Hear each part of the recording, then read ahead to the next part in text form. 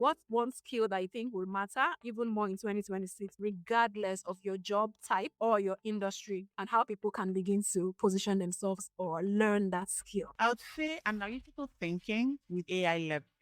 Regardless of your job, HR or finance or operations, there are ways that you could first of all sit down and re-engineer your job. Ask yourself, how can it be made easier and faster? Because I do not also subscribe to using AI blindly. Just regurgitate stuff that are going to be plagiarized and then you pass them on to your boss. No, that's not smart. So first of all, analyze your work. Ask yourself how AI can be used more. Let them teach you. So you take that, you analyze it properly. Most of the jobs that you would usually take you 3 hours will not take you 13 minutes because you leverage AI more.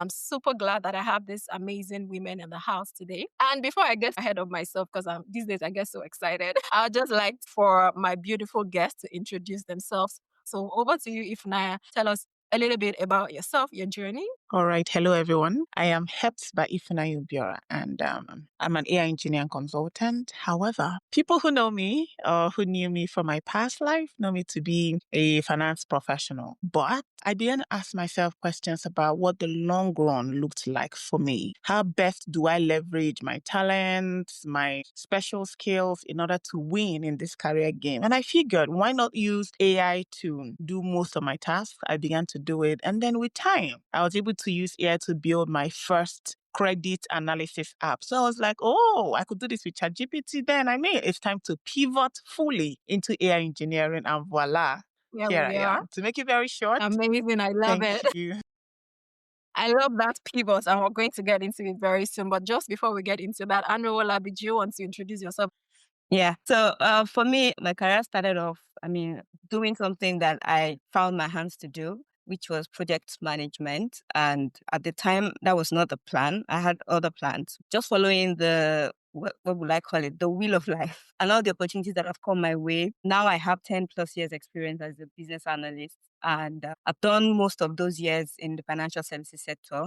And I've also been a project manager. I think my lesson for last year was growth, and it was really a transformative year for me.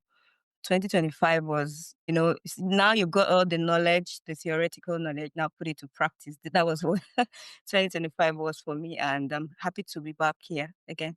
Thank I you. love it. Thank you so much, ladies. And one thing that I heard from both of you guys is 2025 was that year where you hit the ground running. It looks like all we've been doing all of these years was preparing, for the big stage. And now we have it. And 2025 gave us that opportunity to show the world the stuff we're made of. I'm just grateful to God that we are here. We know that the path of the just, we're all Christians here, keeps getting brighter and brighter. We know that 2026 is definitely going to be more amazing. And that's why we are here to share our journey so fast. We're getting into our conversation now. Are you guys ready? Yeah.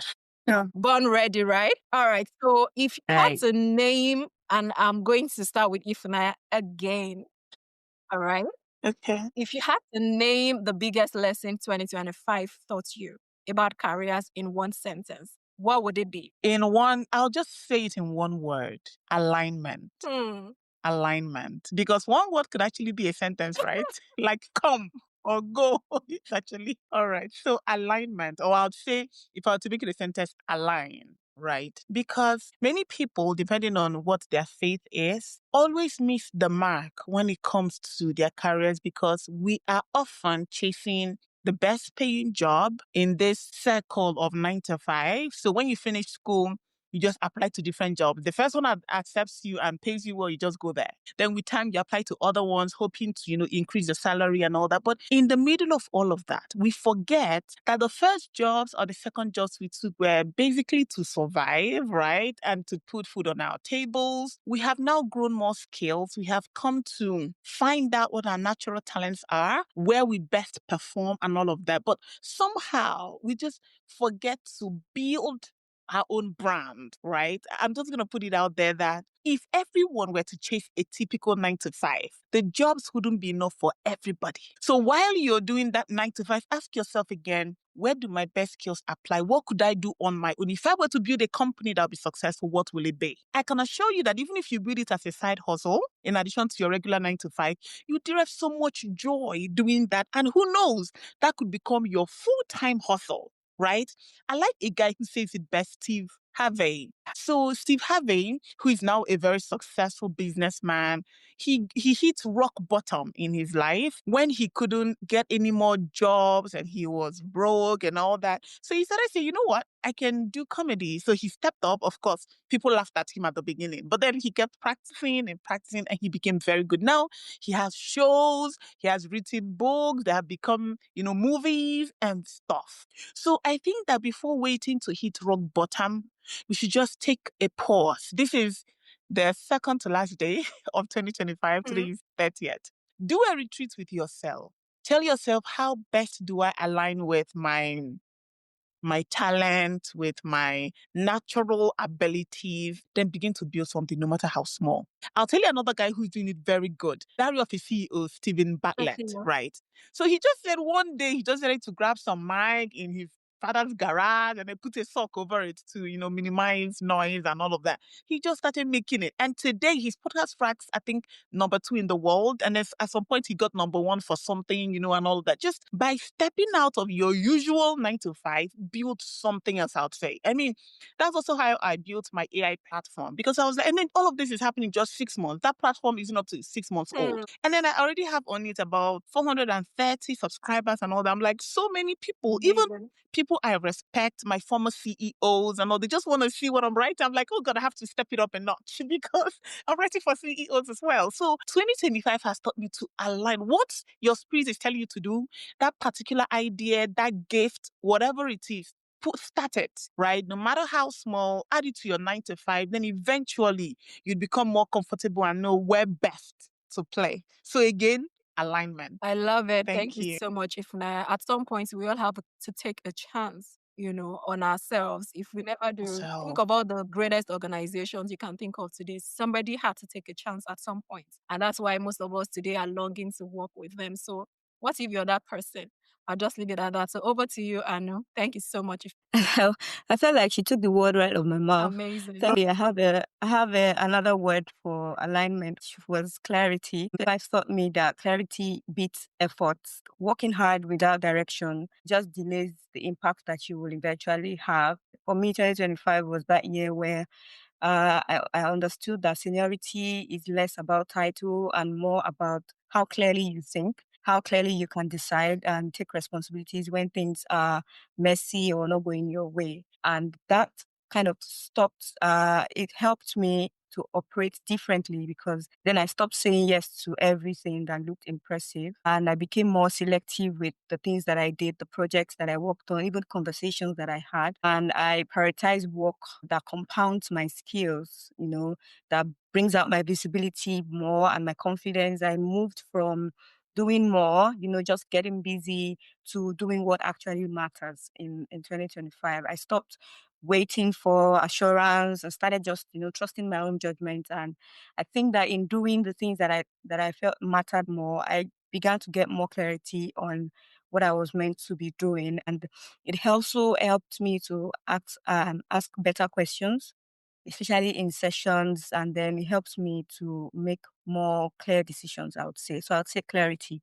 That's the word for me. Amazing, amazing. And I have a follow-up question to this, and I really love that word you chose, clarity. I mean, both of you, alignment, clarity, powerful. If you would ever listen to any successful person in life, I don't care whatever platform, these two words would definitely come along if they're telling you the secret. There would be that point where you come to that alignment with yourself. This is where your natural strengths are. And then you move forward to clarity, being able to streamline as you go and then being able to specify and, focus on your journey. Like, I like this very popular quote that where focus goes, energy flows. If you're drawn into different directions. You don't really know where. But with clarity comes that laser focus. And this is what I'm supposed to do. And I think that also happened to me in 2025 when I focused on my podcast. And, the result is evident. That's what happens when you choose a niche. I mean, look at you. You shared your story how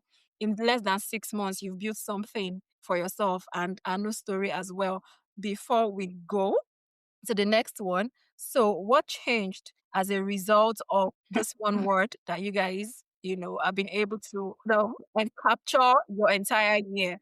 You've been able to wrap your whole year around. What changed? Just one thing, so we can jump to the next thing. What changed for you? Okay, I'm laughing because it's beginning to sound like the stories of our life. Because it's like, asking from one thing to so you keep going deeper and deeper and deeper. Exactly. So, about what changed? Let's start by talking about capping in a row. Like when you hit the ceiling or whatever growth means for your 9 to 5. So you realize that suppose you stop getting promoted or someone begins to say, oh, you have to do this. Someone calls it, I love, I think her name is Chimeze, right? African podcast. Actually, Chika Wazi is her name, right? She's a typical Nigerian who writes a lot about, and this is in the US. So it's not just about Africa or any other country, or any other continent. So she says that you get to that point in your career where the goalpost now keeps moving. So you do something great, and instead of getting promoted, they tell you, wait, I mean, there's just one slot. Or maybe if you just take this extra course, if you improve your leadership skills, you know that they're just telling you stories, right? And they're just moving the goalpost. And many of us in our careers, in our 9 to 5s, get to that point. The question is, what are you going to do about it? Because then they begin to tell you, oh, if you're really that good at your job, I'm sure your boss will understand. They'll give you that promotion. Hello. What if they just favor someone else, or there's this quota in the organization that, when 12 people are promoted this year, nobody else will be promoted. So you just fall into those artificial structures that no longer serve you, right? So that is what changed for me. I stopped saying I'm gonna work harder. When you now start working over the weekends, I even worked on a sick bed with my baby and she was bleeding. That's why this is so personal for me. That's why I call it the story of my life. Structure surveys on that bed. I just saw that they kept moving the goalpost. So I said to myself, enough. I like to say this, I'm going to take charge of my life and I'm going to promote myself, right? So I just went in there, started doing something else, because when I have new subscribers, I know I'm growing. So I go out and I buy myself some Cold Stone ice cream. Yeah. I am promoting myself. And when I engage in the first app I built, I kind of, I think I sold it to a set of people and then I put the price and then they paid me. So I'm like, good, I'm getting a reward for my hard work. So that's it. What's going to change is that, first of all, you stop chasing moving goals and then begin to reward yourself for your hard work. Don't let anyone deceive you. And then don't think that it's just you. Sometimes you think, oh, it's just me. I think it's just in my head. It's not in your head. It is happening. You are being stagnated by the system, by whoever is supposed to give you these grades. So decide to promote yourself. Either you move on to a new job, but more importantly, build something for yourself because that will last forever. If you keep switching jobs, that's good, but if you build something for yourself, that one is just yours forever. Thank you, Amazing, Jumoke. amazing. Thank you so much, Ishmael. And I love that. Until we get to some of those rock bottoms or some of those points, we really don't know, what we should be doing. And I'm glad that was like an eye-opening experience for you. And voila, here you are today. You've built something for yourself that you're proud of. All right, over to you, Anu. So for me, like I said earlier, I stopped doing everything. I stopped saying yes to everything. I stopped overwhelming myself with trying to do everything. And I just focused on what really mattered. And because I realized that doing more does not really hard work without direction. Like I said, it just delays your impact. You're just dispersing energy in different directions and it's not getting you anywhere. And for organizations, sometimes the things that you do might be categorized in different ways. You might think that you've given it your all, sacrificed and all that, but to them, you're just doing your day job. Someone else can do what you're doing. You're indispensable, or you're not indispensable. So for me, it just became a game of being selective. Yes, I could do it, but how does it move me forward? Does it move the needle for me? If it doesn't, then I can delegate it to somebody else who can do it, and I just focus more on the things that really mattered. And that's how that changed for me, because you realize that you just take on more than you can handle, because I think I can't remember if it was you. I was telling I've passed that stage where I join an organization and I'm trying to impress. I don't care about impressing you. What's I up know on that?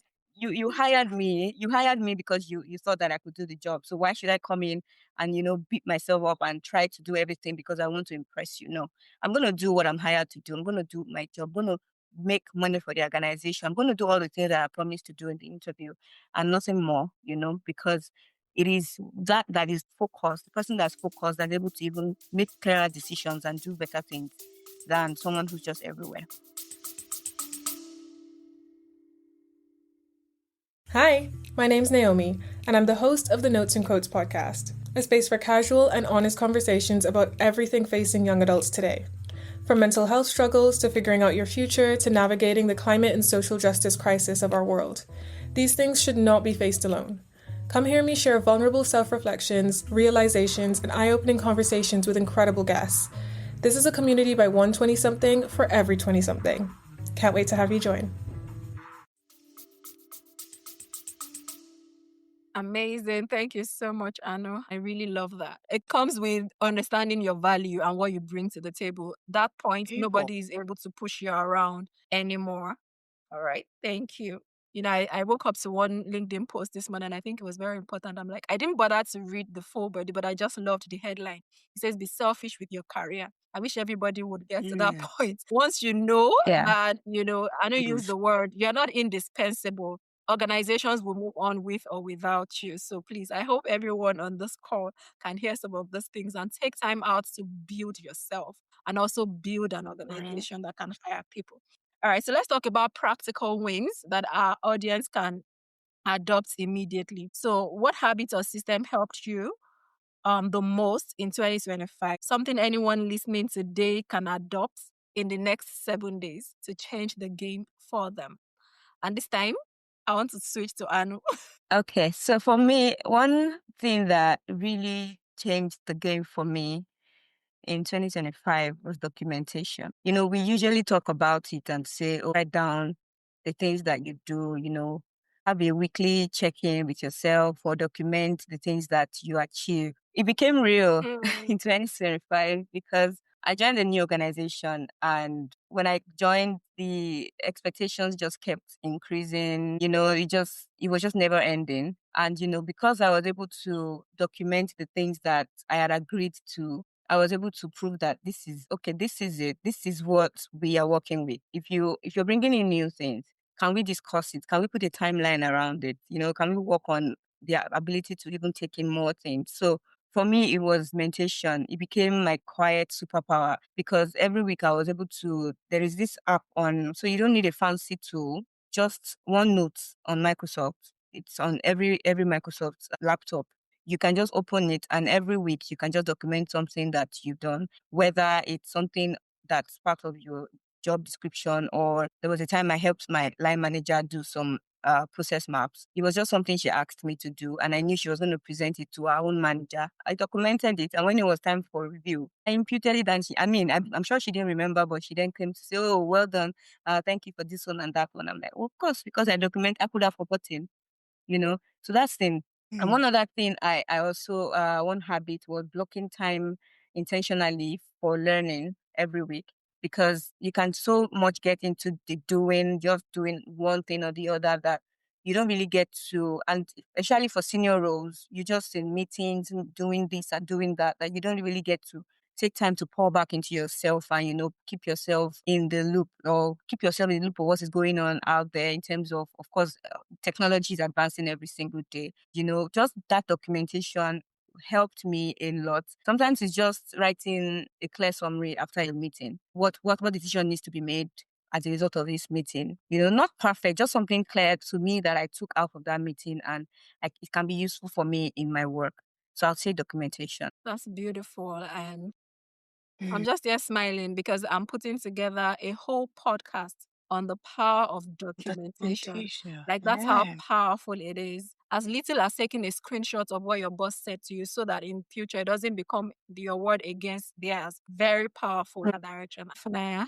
Talking about documentation, right? One thing I love that Amos said was that, she wrote it on the Microsoft OneNote, and then she sort of brought it again during the appraisal period, and the boss was like, "Oh, thank you for that," and all. That is powerful. I think that I don't know how we got it wrong in the corporate workforce that at appraisals you have to fight for a job well done. I don't know how that happened.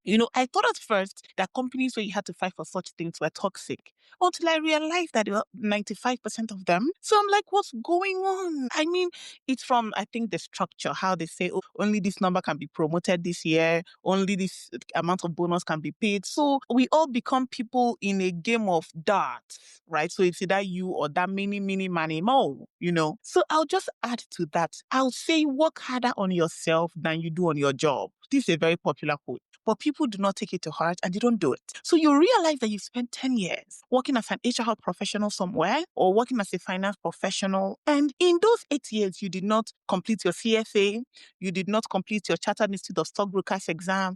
Then you realize that somehow you've just fallen below the standard of your market or of your industry because you're just busy working out for the company, especially if they're not rewarding you well enough. So you feel you have to work harder and harder. Why not work just as hard on yourself? That way you have more options available, you have more places to pivot to if you decide to. Right? That's number 2. Then number 3, how will I say this now? Show up as an expert before you become an expert. How do I explain it now? Okay, so I have a lot of career coaches on my LinkedIn saying brand visibility, the word is global visibility, right? So you're this HR professional, but you do not show up on LinkedIn to give us HR advice. Why?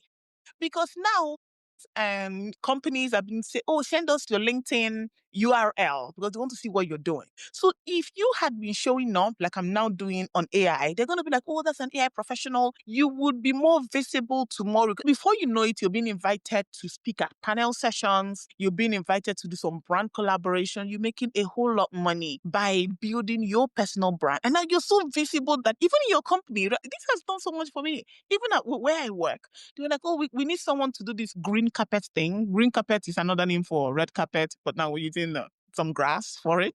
So they're like, oh, she speaks so well, on her videos. Let's invite her to do the green. So it just opens many doors. Then you realize that, and this is just me working slightly. I'm not even working harder on myself yet. Then you know how much you work on your job. Imagine multiplying it by 2 times or 3, and all that. I'm not even doing that yet. And doors are opening. So trust me. Amazing. These 3 keys, right? First of all, I would say document on Excel or something that is clear. So you have the color codes on it, and then you have your comments on how you went above and beyond. That's number 1. Then number 2, build yourself more. Build yourself, take your exams, do all of that. Like Anu said, Anu mentioned that take your exam, be sure that you are an expert on an industry level. Then while you're building that, before you become the expert, start talking on LinkedIn. Make the videos, put yourself, be visible on a global scale. 3 of these and you're good to go. Amazing. Thank you. Amazing. And I'm sure that, people who are listening to this can easily pick, like, that was the concept of this question, something people can easily begin to work with. And Anu started on a very strong note, the power of documentation. Don't take don't take anything lightly. No, don't think that this one is too small. Why should I? No, everything is very important because they all add up to the story, especially if you are thinking big picture. If you're thinking promotion, and I'm not surprised we had that conversation around promotion appraisals. These things are real, and if you don't have documented proofs to show that you are deserving of some of those things, it would as well pass you up, and that's how people have been passed up for promotions over the years. So thank you very much, Anu. And also, we cannot overemphasize the place of visibility in today's world. It's no longer a nice to have. It's not, and it's no longer about you. I know a lot of people, reason why they are not showing up where they should be showing up is because they are overthinking, they are wrapped up in themselves. If you don't show up, some people's destinies or some people's career would never happen because some people need you as that reference point. Like, I know it's showing up, if Naya started this for them to feel like they can also do it, like their voice can also be heard globally.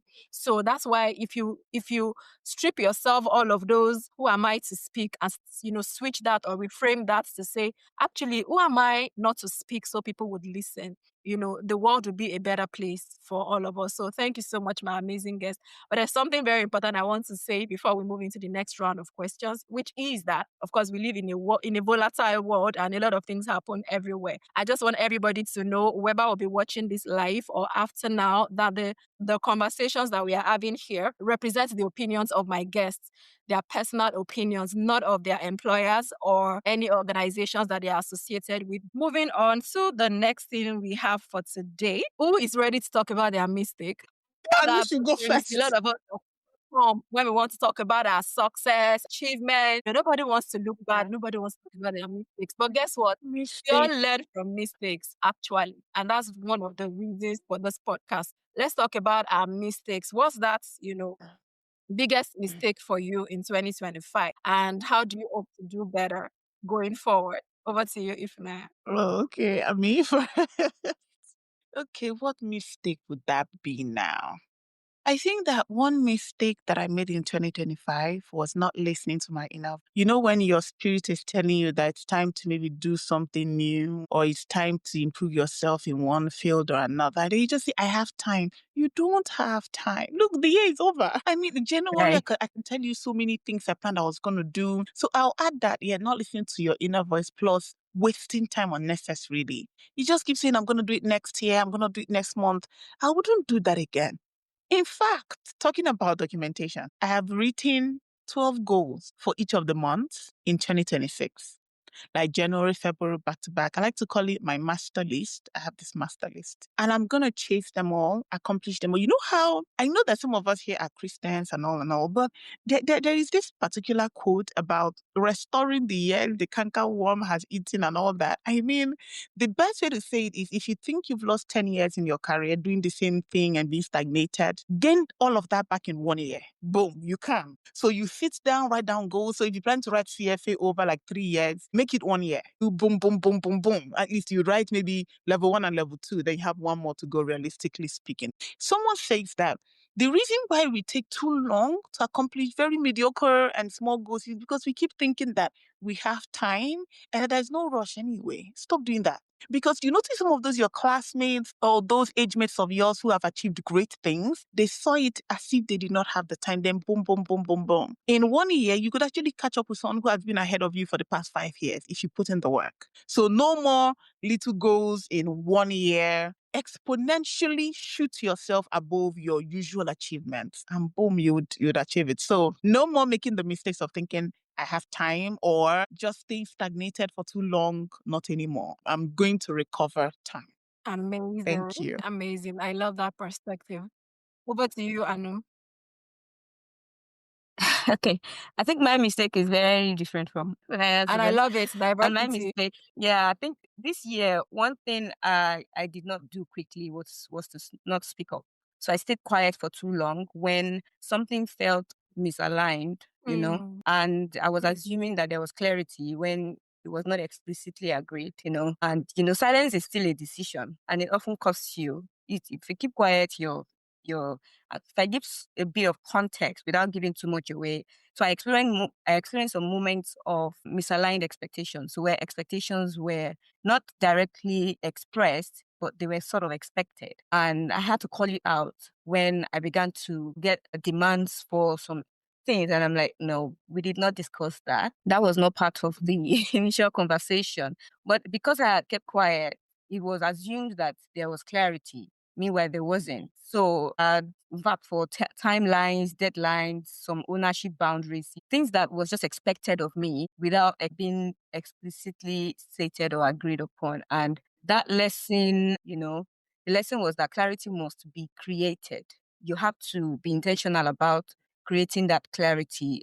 Don't assume that you are on the same page. And one early sign to look out for is when people nod, but then they later ask the same question again. So you know that, okay, we are not on the same page. Because if you nodded, I thought that you agreed, and then you come back to ask me the same question, or when you just yourself, you start to rationalize discomfort instead of addressing it. So you know that there's something, most times when you feel that there's something is not right, something is actually not right, and you should speak up at that moment. It's better to speak up early and understand, okay, this is not as we have agreed, than to keep quiet and then later on, we're like, oh, so why didn't you speak up? Oh, so why didn't you, ask questions? So I think that was something that I learned in 2025. Hey, it's time for your Thrive Career Hack of the Week because small shifts makes big career moves. This week's hack: when you're feeling stuck at work, don't just ask, what am I missing? Ask, what am I tolerating? That one mindset shift can make a big difference because it could lead to better boundaries, bolder ask, or even more clarity. Try it and let me know how this works for you. You can DM me your aha moments on Instagram at Thrive Careers Hub. See you next time. Amazing. And I really love it. There's so much power in speaking up because silence can be consent. There is power in speaking out, even if your voice is shaking. Even when your voice is shaking, even when it feels awkward. And if you're starting to speak out, if you're starting your speak out journey, you would realize that at the beginning stage, it feels very awkward. That your voice is the only one in the room or that you're holding a position. Yes, the more you do it, the better you would become. So forget all of those awkwardness. Stick to what is very important. All right. So what are you intentionally leaving behind in 2025? And I know these questions are intertwined, but trust me, repetition is for the purpose of emphasis. Sometimes people need to hear some of those things over and over again. Go first with that question. Sure. So I think I alluded to it earlier. One thing I'm leaving behind in 2025 is over explaining myself to earn approval. I'm not going to do that anymore. I feel your pain there. If I'm in a room or if I'm sitting at a table, it's because I deserve to be on that table. I'm not going to explain why I'm there, because if I'm there, if I'm in the room, then I've earned the right to be in the room. So that also leads me to leaving behind over functioning for everyone else, often stepping into rescue timelines, when things are falling apart because they know that you are the efficient one. They bring it to you because, oh, you jump on everything, you can do everything, Yeah. That is not going to happen in 2026. Newsflash. I'm going to stick to the things that I own, and I release unnecessary emotional and mental load. Boundaries, they're very good. I stick to my boundaries. I'll enforce that by sticking to my boundaries. And if something is not my own, I can support it, but I would not carry it. I would not own it. I'll give my support. This is how much bandwidth I have to support, but don't make it my own, because I'm not going to be over functioning for everyone else in 2026. One thing I'm leaving behind is undervaluing my expertise. So, about this is a big because when I pivoted into AI, right, and started learning how to build all of these apps and all that, I began to, first of all, check what jobs were available on LinkedIn, Upwork, and I saw that on Upwork, people were saying, oh, we're going to pay you $100 to build an app. Who?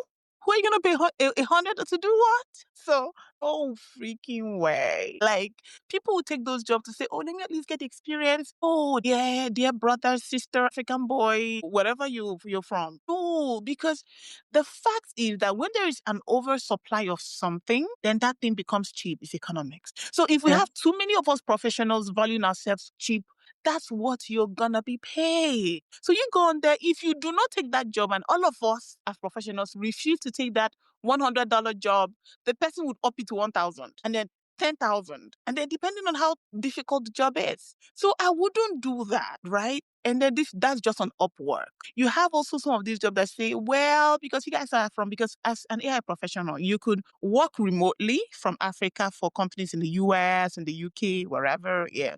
So you then see them saying, well, for regions in North America, we're going to pay like $50. For all other regions, $17. Hello, I'll scroll past that job.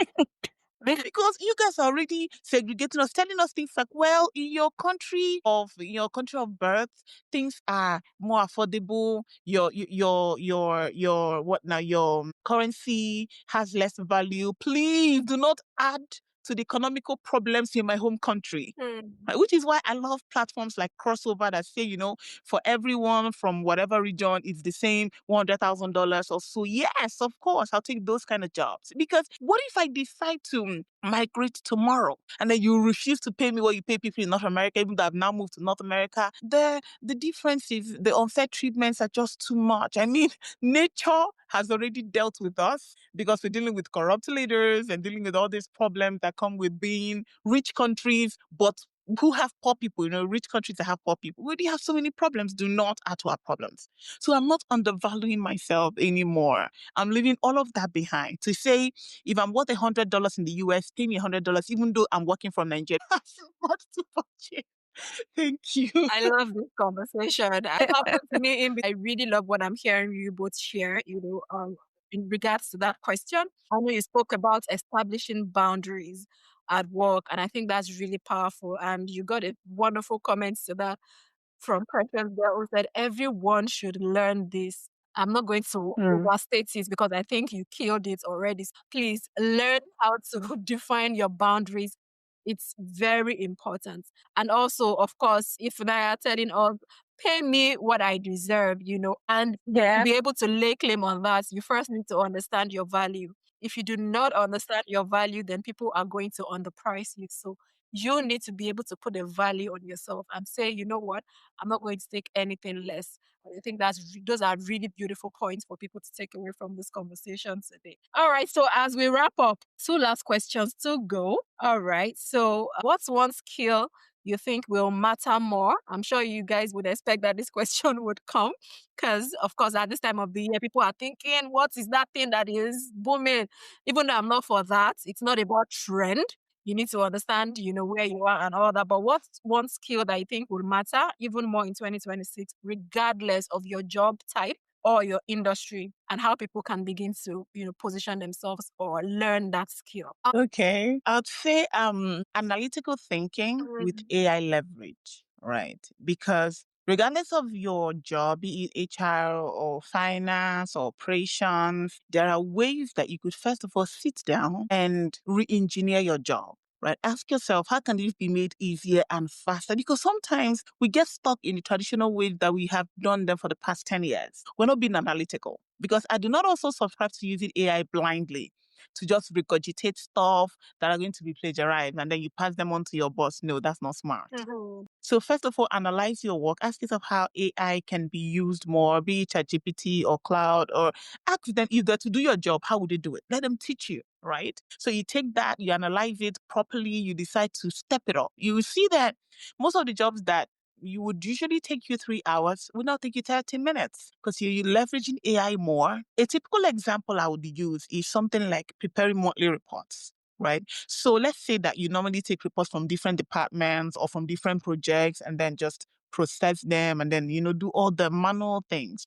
Gather them together, have AI process them for you. Then you will be evaluating the output of the AI rather than doing the manual work for yourself. And then after doing that, you still evaluate your work. It's just too much. So let AI do the manual stuff, the first step, of the process. And then you evaluate its work, then you improve upon it. That way you have an edge over everyone else doing what you're doing wherever they are, and even more than your team members. And you're doing it at a higher level now because you're critiquing AI and making AI's work better. So that's the way I would suggest this to everyone, regardless of your field. Thank you. Amazing. So analytical thinking with AI leverage. Love it. Yes. Thank you so much. Over to you, Annie. Very similar to what I was going to say. So for me, I call it structured thinking or sense making. Wow. In a world with data and AI. I mean, I have background in data science, AI, MBA, whatever, hands-on data work. And I've seen this clearly. Yes, AI can generate outputs, but humans still need to decide what matters. They still do need to decide what is compliant and what is actionable. So even though AI can generate the content, it cannot replace clear thinking, cannot replace the place of a leader who I know leaders have different ways in which they frame problems and solve problems. That uniqueness of being able to sense make, the information that you have to be able to make better decisions. I think that that's a skill that everybody has got their hands on AI too in today's world. But how well can you use it? How can you, take the output from that AI and turn it into an input for your own work? Because that's what it is. You can't just take the output from AI and then that's it. That's the input, in my own opinion. It's the input. It's what is your raw data. It's what you're working with. So you have to be able to sense make whatever it is that you have generated from AI that then helps you to make better decisions. Is it being able to explain systems or complex ideas to non-technical people? That's something I do on a day-to-day because I work with people who are not necessarily technical. But you have to be able to make sense of what you're talking about so that they can understand what you're saying. And it's a win-win for you if they understand it. And if they don't, you're dragging yourself back. So I think that ability to be able to understand and break things down. So it's not garbage in, garbage out, just churn it out and then you just take it out there. You need to be able to turn that data into not just insights, but implications.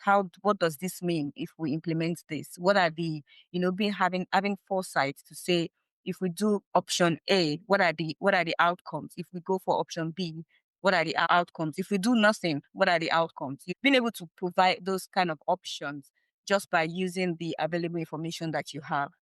Amazing, amazing. And I feel like that needs to be added to whatever list of skills that the future of work is putting together for 2026, the ability to make AI, because I think that's where the gap is, and that cannot be Yeah. overemphasized. I hope that people are listening to this and taking feedback.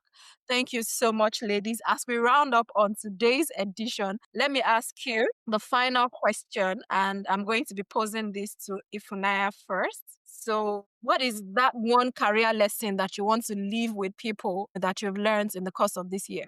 The career advice is your success in your career is 100% your responsibility. Do not value loyalty over progress. Some people would say, "Oh, I love this company. I've been here for years, so I'll just keep working and then hopefully someday they'll promote me." Do not self-sabotage, right? Your career growth is 100% your responsibility. Take it seriously. Make it your business. If you're not getting promoted every 2 years, that's not good. If you're stuck in a role for 5 years, you're not doing well. Level up. And remember to play your global visibility game. Put yourself out there. All doors would open up for you. If you feel that, oh, I've been applying, I've not gotten anything, put yourself out there. Build your personal brand. Have a side hustle. Nigerians always say we have side hustles, right? So you don't know which one would work best in your favor. So work hard on yourself, keep pushing for career growth, and it will come. Thank you. Awesome. Thank you. Anna, do you want to chime in? Yeah. So I would go in the line of confidence. I would say that confidence, it's not a feeling because most times we like to want to feel confident before we do something. But confidence is a visible behavior. You have to action precedes confidence. You have to take the step and then you maybe start to feel confident. But you need to move first. You don't wait until you feel confident before you set out to do what you need to do. It's like driving a car. You're driving a car in the dark, but you have your headlights. You can't really see your destination, but you can see a few meters away. You don't park your car and just say, "Oh, I'm not going nowhere because I can't see where I'm going." But you can see a few meters away. So you keep moving meter by meter, and then you get to your destination. You don't feel confident, that you can see maybe a mile away. But because you can see the next step, you take it and then you move and then you take it. So confidence grows not just from height, but from saying things, doing things, running sessions despite your initial uncertainty of, oh, how is it going to turn out, or, even in meetings, people should stop saying, oh, what do you think I should do? Say things like, this is what I recommend. It's a recommendation. You can take it or leave it. Yeah. It's not just accepting that not knowing everything, it doesn't reduce your credibility. You don't have to know everything. You can go into session to say, oh, this is what I know. Can you confirm my knowledge? You don't have to say, oh, I don't know anything about this thing, and just go there and, talk down on yourself, because it's the way you talk to yourself that others are going to talk to you. So you have to, go in real life examples. I would say ask clarifying questions when you don't know without apologizing for asking those questions. Because, yeah, just say confirm that I'm correct, or confirm that this is the way the process is, just confirming my knowledge here. And, just saying, I don't know yet, but I'll find out without panic, without, looking like, oh, you failed, because you don't have to know everything and it doesn't reduce your credibility. So I'll say confidence looks like calm execution, just calmly. Sometimes I'm on calls and I don't know what they're talking about, but I'm taking notes and I'm saying, okay, we're going to do it this way. Okay, I'll get back to you on that. You're not there just looking downcast and like, oh, what am I doing here? You're still making conversations. You're still engaging. And then you go back after that call, you do the work. And then the next time you show up, you are better prepared. You have more information, more knowledge. You can engage better. But in that call, nobody knows that you didn't know what they were talking about, because you were not saying, oh, what do I do? You're saying, oh, this is what I recommend. Oh, from what you said, I hear you say this. Can we do this? Do you understand what I'm saying? So confidence is not waiting to have a feeling of, yes, I can do this now. Like you said earlier, Ifunaya, where you said you don't wait until you're an expert before you step out. Absolutely. Because if you wait until you go out, there's something called the first mover advantage. Someone else has gone out.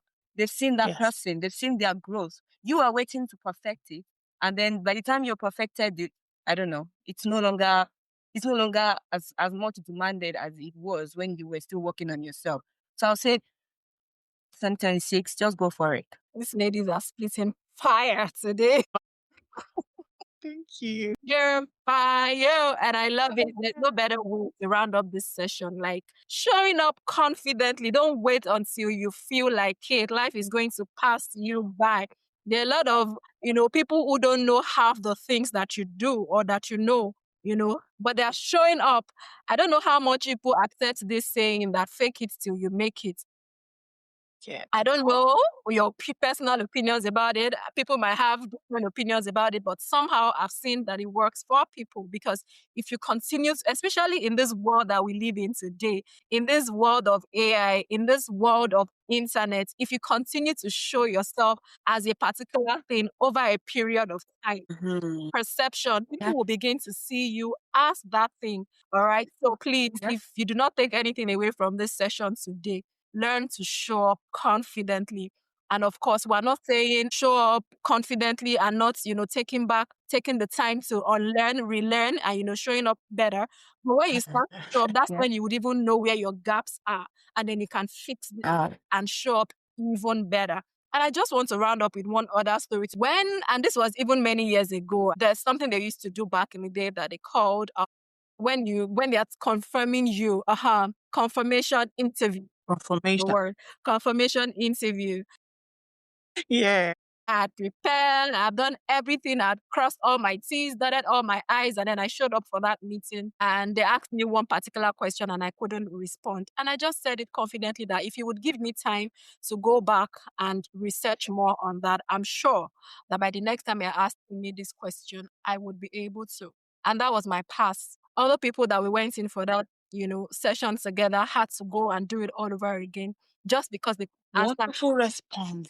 just because they got wonderful question. But I was able, and I didn't even know all of this principle then, but that's how I just felt in that meeting. And I said it, if you give me time to go and research this question, I am sure the next time you would ask me, I would say it confidently. Lovely. That's how, I moved. So please don't show up like you don't know, because you actually do know.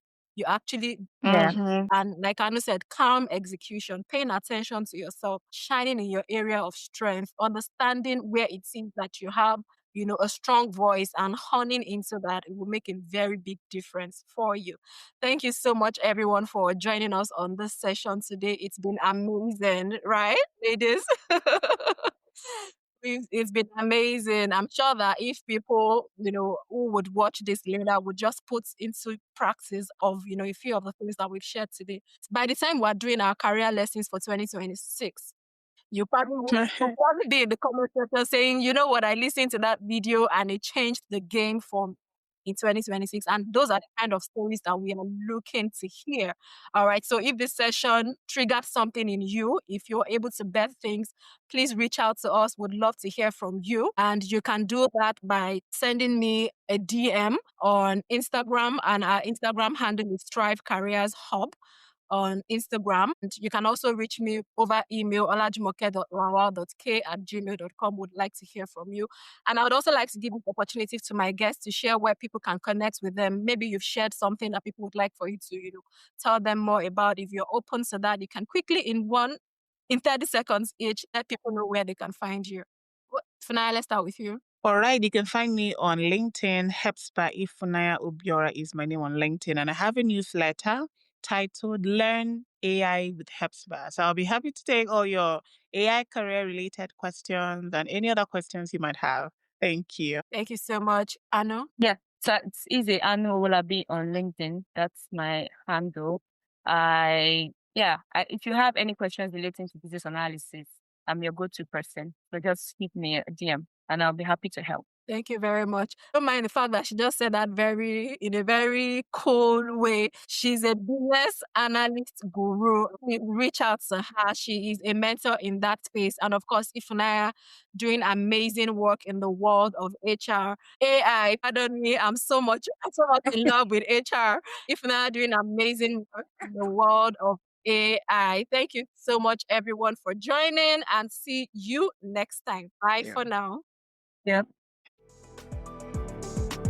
And that's it for today's episode of Thrive Careers Podcast. I am Olajumoke Fataki, reminding you that no matter where you are in your career, you have the power to rewrite your story. If you've enjoyed today's insights, do not forget to subscribe, leave a review, and share this episode with someone who's ready to thrive. If you have questions or topics you'd like for me to cover, let's connect. I would love to hear from you. Remember, clarity creates confidence, and confidence leads to success. And until I come your way again next time, stay inspired and keep thriving.